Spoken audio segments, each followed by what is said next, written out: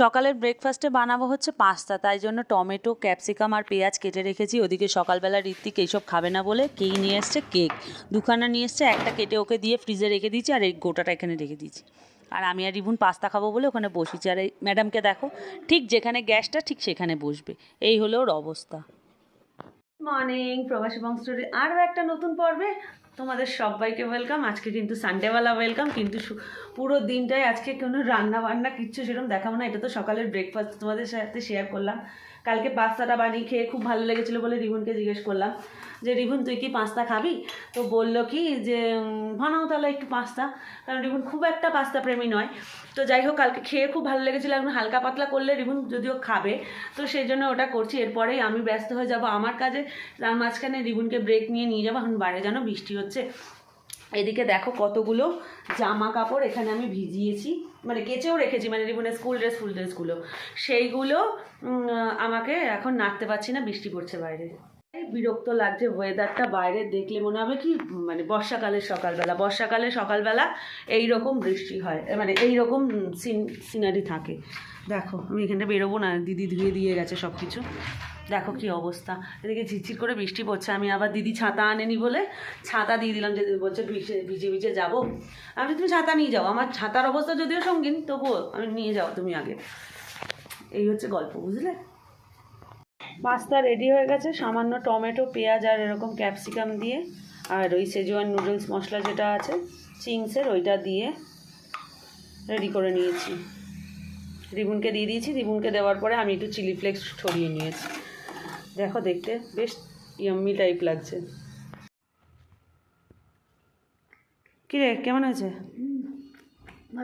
ভালো হয়েছে? টেস্টি হয়েছে না? বেরিয়ে পড়লাম, আমার মাথাটা ঘষা হয়ে গেছে, রান্নাঘরের বেসিনে দাঁড়িয়েই ঘষে নিয়েছি, কারণ ফিরে এসে চান করতে হবে আর কালার করব। আর ইনি যাচ্ছেন, মুখটা দেখো কীরকম ছুঁচোর মতো করে রেখেছে। যাচ্ছি এখন এর চুল কাটতে। দেখো এখনও রাস্তায় কোনো লোক দেখতে পারবে না, এখন বাজে কটা, 12টার মতো বাজে, আর পুরো অন্ধকার করে রয়েছে। তাও তো জামা কাপড়গুলো, বৃষ্টি ফোটাটা বন্ধ হয়েছে দেখে জামা কাপড়গুলো বাইরেই নেড়ে দিয়েছি। চলো চুলটা কেটে আসি, আমিও ভাবছি কাটবো, দেখা যাক। চলো চুল কাটবো।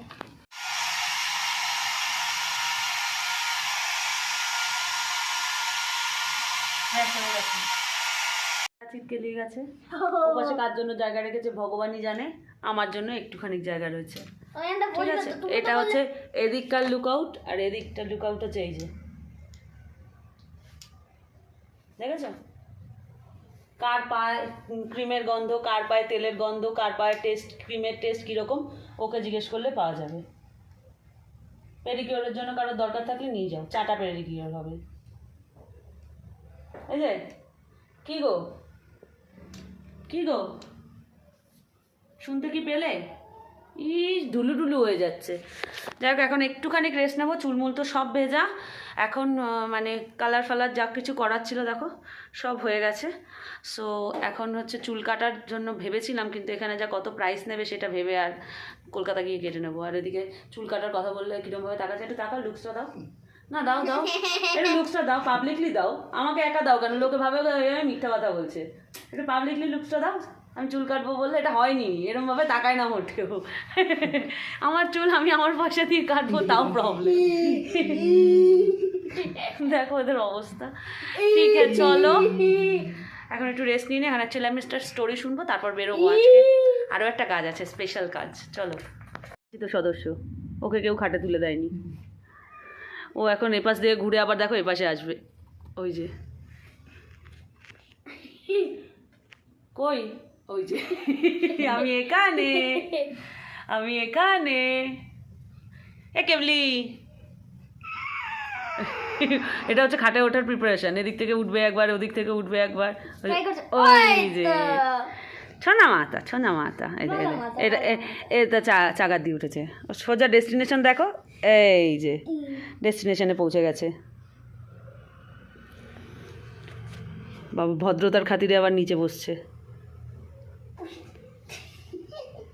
এই ভালোবাসাটা কিন্তু কয়েক সেকেন্ড সীমাবদ্ধ হয়ে যাবে। দেখো ওই দেখো স্টার্টিং, লেবু স্টার্ট করে তারপরে খ্যাক খ্যাক খ্যাক শুরু করবে।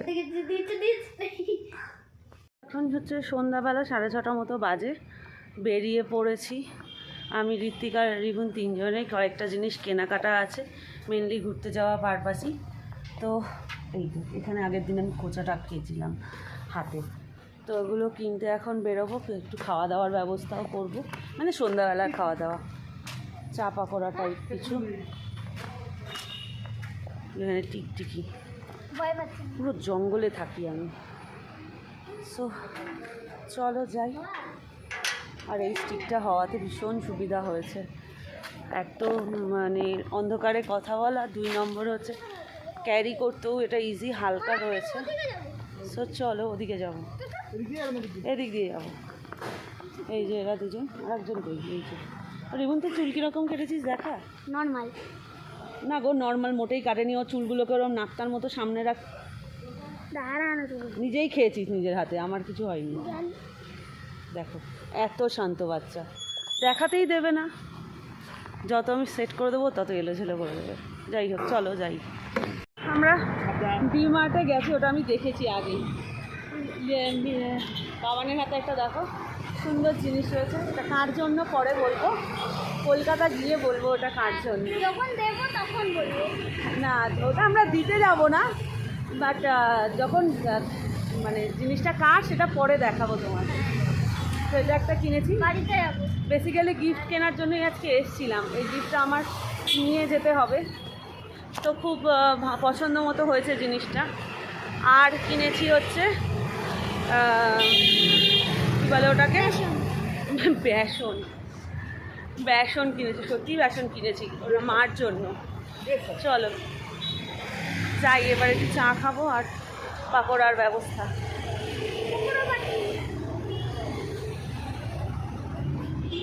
পাকোড়ার প্ল্যান ক্যান্সেল করে আমরা চলে এলাম এই ক্যাফেটাতে। এটা ভীষণ সুন্দর একটা ক্যাফে, আর স্পেসটা বেশ কোজি, মানে কোজি টাইপ।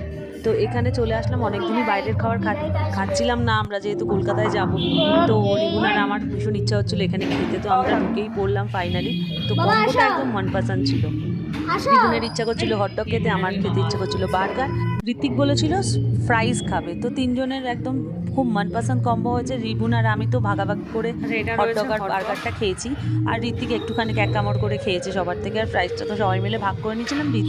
ঋত্বিক বলছিল একটু বাড়ি গিয়ে খেলে ভালো হয়, তো ওর জন্য আলাদা একটা ফ্রাইজ পার্সেল করে নিয়েছিলাম।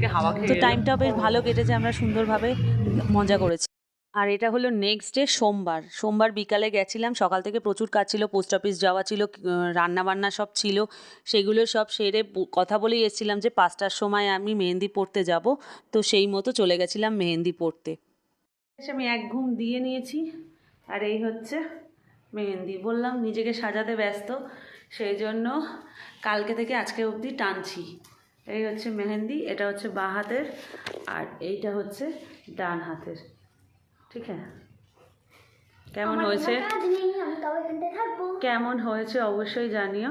আর এগুলো কায়দা কানুন করে আজকে নেল পালিশ পরেছি, আমি তো প্রো এইসব ব্যাপারে। তো যাই হোক চলো, আমার দেখো চুল পুরো ফুলে আছে, আমি ঘুমিয়ে পড়েছিলাম, হাতটা রেখে ঘুমিয়ে পড়েছিলাম। চলো, চিপস এমন খাওয়ালো, মিঠাই এনে বল ক্যামেরায়, বল যা বলি বল, বল ক্যামেরায় বল,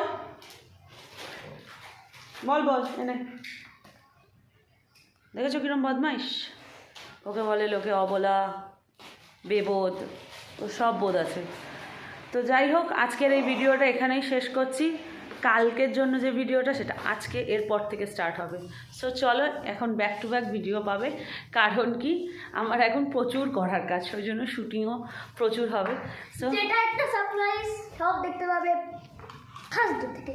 ধেত্তেরি কি, ও যাওয়াতে মশগুল আছে, হ্যাঁ, ওর যে পরীক্ষা চলছে, কেউ বলবে ওকে দেখে। যাই হোক চলো, টাটা, লাভ ইউ অল, সবাই খুব ভালো থেকো।